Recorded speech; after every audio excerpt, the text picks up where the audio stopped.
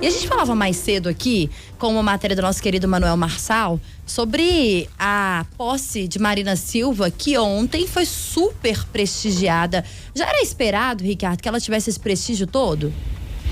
Já era esperado, mas assim, ainda assim, né, chama bastante atenção, né? Quem não deu bolo, nesse caso, foram os convidados aí da posse da Marina, foram todos e filas enormes aí para entrada no local, né? Houve até um momento em que ela se sentiu-se mal por conta da quantidade de gente, muita gente querendo abraçar, mas eu acho que o que chama mais atenção, mais do que a presença especificamente, são os recados, os discursos que vêm de todo lado em apoio à política dela, política ambiental dela, né? Porque é bom lembrar que ela saiu do governo Lula da outra vez por dizer que estava se sentindo isolada dentro do Ministério do Meio Ambiente, que não tinha o apoio suficiente para o que ela chama de transversalidade, né? O apoio de outros ministérios. E dessa vez parece que está sendo diferente, né? Foi muito importante a presença, por exemplo, do ministro-chefe da Casa Civil, Rui Costa, que inclusive no discurso falou sobre isso, prometeu que a Casa Civil, que é quem coordena basicamente a ação dos outros ministérios, então um poder acima dos demais dentro da estrutura de governo, o discurso de Rui Costa foi na linha de que vai pressionar os ministros e os ministérios para que haja essa transversalidade e que o Ministério do Meio Ambiente participará ativamente da definição dos grandes projetos de infraestrutura e desenvolvimento do país e não entrando numa fase seguinte em que muitas pessoas interpretavam o Ministério como um entrave ali ao surgimento desses projetos. Então foi importante a presença do Rui Costa, estava também presente, né, o Alckmin e a Janja, o fato da primeira-dama ter se aproximado da Marina durante a campanha foi fundamental, tanto na ideia da união dela com Lula, quanto será fundamental para que ela tenha força dentro do governo, né?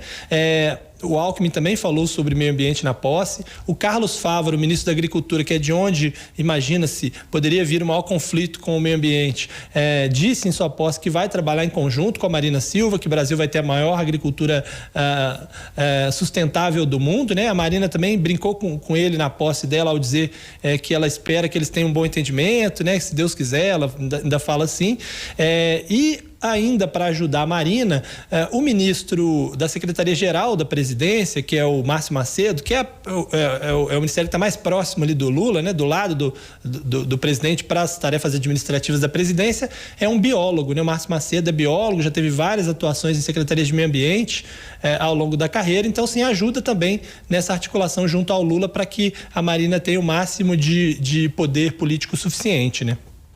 Pois é, Ricardo, legal ver a Marina sendo prestigiada, ela que teve essa primeira passagem pelo governo, né? A gente até falou, 15 anos depois ela voltando para o Ministério do Meio Ambiente, num cenário muito diferente do qual ela saiu e tendo toda essa força, né? Mas eu queria mudar um pouquinho de assunto aqui, Ricardo, porque enquanto tem partidos sendo prestigiados, né? No caso a Rede e a Marina Silva, tem muita gente aí que está se sentindo desprestigiada, tá bastante insatisfeita de estar sendo preterida no primeiro e até no segundo escalão, né? Ficou fora dessa frente ampla que o governo Lula escalou para esses ministérios, né, Ricardo?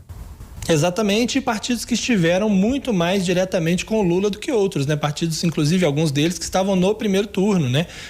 A gente tem, por exemplo, o PV, Avante, Solidariedade, que estão muito insatisfeitos e estão se unindo ao Patriota para fazer uma negociação conjunta. Esses partidos juntos têm 21 deputados, então eles acham que negociando juntos eles podem conseguir um pouco mais, porque até agora não conseguiram, né? Não tiveram espaço no primeiro escalão e mesmo as indicações de segundo escalão, as primeiras que já surgiram, eles também não tiveram espaço. O PV, por exemplo, contava com a presença da FUNASA, o comando da FUNASA, eles acabaram com a FUNASA sem que o PV ficasse sabendo, quando viu, tinha sido prometido a eles e eles vão ficar sem. Então, assim, e o PV ainda tem um agravante, porque o PV está dentro da federação do PT e do PCdoB, ou seja, ele tem que votar junto, ele não pode desfazer essa federação, sob pena de não conseguir fazer outra e não passar da cláusula de barreira, ou seja, ele perdeu um pouco de capacidade de negociação, porque ele está vinculado diretamente a PT e PCdoB. Então o PV tem essa dificuldade. E esses outros partidos também, né? A Solidariedade esperava ali talvez o Ministério do Trabalho para o Paulinho da Força, isso não se deu porque ficou com o Luiz Marinho. Então esses partidos estão nessa pressão para ver se consegue alguma coisa, estão bastante insatisfeitos, acham que a articulação não está funcionando, eles não estão sendo bem recebidos lá pelo Alexandre Padilha, as conversas deles são com a Gleisi, que às vezes promete o que não pode cumprir. Então há sim uma insatisfação de bastidores muito grande de aliados que podem fazer diferença no Congresso, porque 21 votos para um governo que não tem maioria, hoje ainda no Congresso, pode fazer muita diferença, sobretudo na Câmara, né? Pois é, Ricardo, cada votinho ali na Câmara conta, né? Ainda mais nesse cenário atribulado que o governo está encontrando aí nessas articulações frente ao Congresso. É importante poder contar com esse pessoal, mas difícil saber onde agregar todo mundo no governo. Ô, Ricardo. É gente demais, né? Gente demais, mesmo tendo muito ministério, tem muita gente, todo mundo quer, claro, né? E alguns ministérios, o PT ficou com um espaço muito grande, né? Com 10 ministérios, e aí faltou espaço para os demais, né?